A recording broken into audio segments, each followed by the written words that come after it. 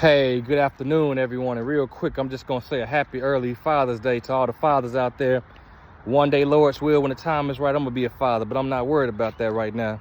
God is still good no matter what. But anyway, I just want to say something real quick.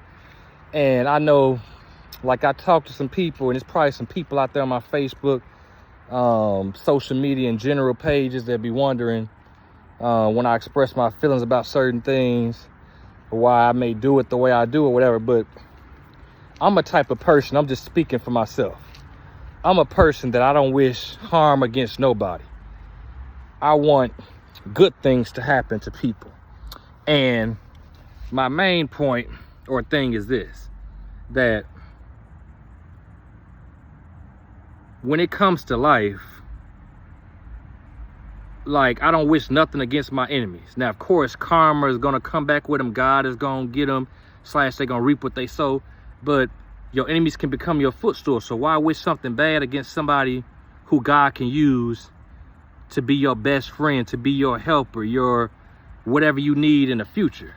So what I'm saying is that I just don't understand the world we live in. I do understand it, but it's the fact that I'm just getting sick and tired of all this killing and negativity going on. I can't do nothing about it. I'm not God Almighty. I'm not sovereign. I'm not supreme. I'm a human being like everybody else. But the fact is this, like here in Memphis, it's sad. And a guy who I know, him and his wife, that was their granddaughter, who sadly, the 4-year-old, is now dead and gone. And I heard that it's been like a month that she was sadly killed, or however many weeks. But the fact is this, all lives matter. When I say that, it has nothing to do with the Black Lives Matter movement or nothing. I'm saying God made every human being, dead, alive, and the ones yet to come. He made us for a reason.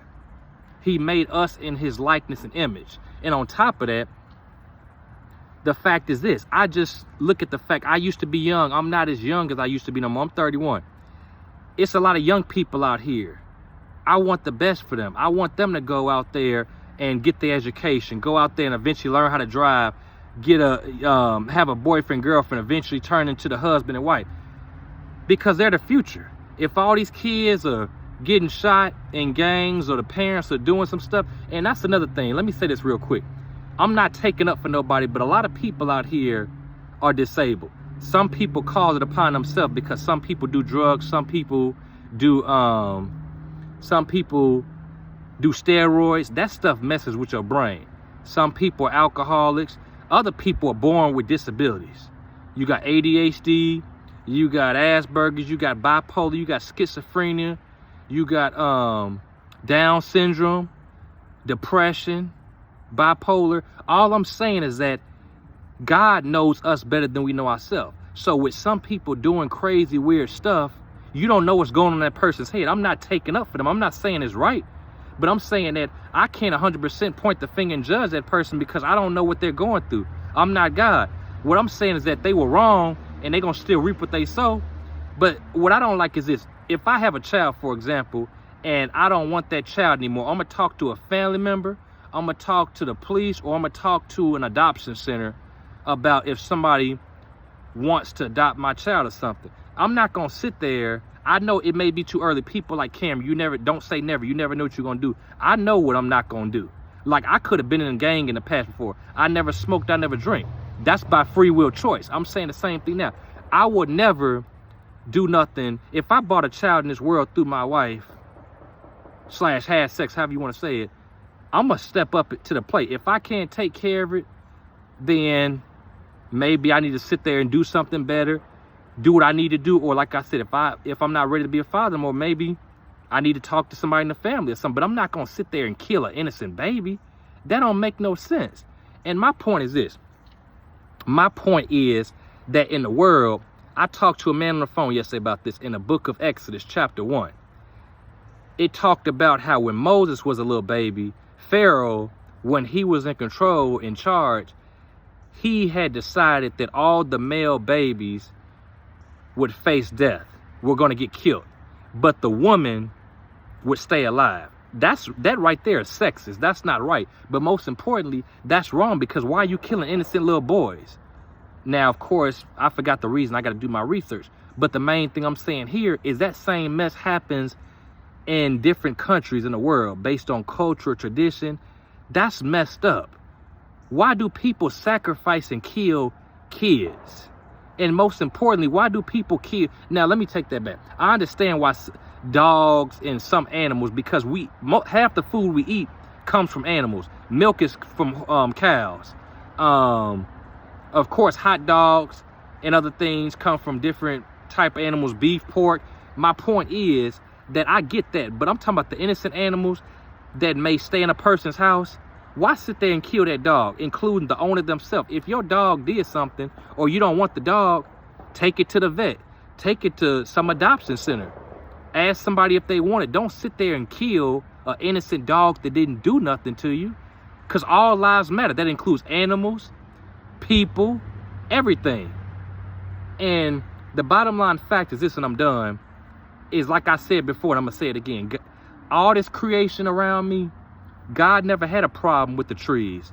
God never had a problem with the grass. God never had a problem with the sun, the cloud, the sky, the moon, or nothing else. It's people. It's the way we treat each other. And it gets on my nerves, because I'm like, I serve a God who puts up with my stupidity and everybody else's stupidity and sin. And we put God through a lot. Instead of loving each other, instead of forgiving, we sit there and hold grudges. We go get a gun and shoot somebody. We want to steal catalytic converters. We want to sit there and cheat on somebody, or cheat with somebody on, cheat on a wife or husband. Like, all this stupidity that the devil brings into the world, because he comes to kill, steal, and destroy. And the main thing is this: there's only one race. I used to think a person like me was 100% black. That's not true.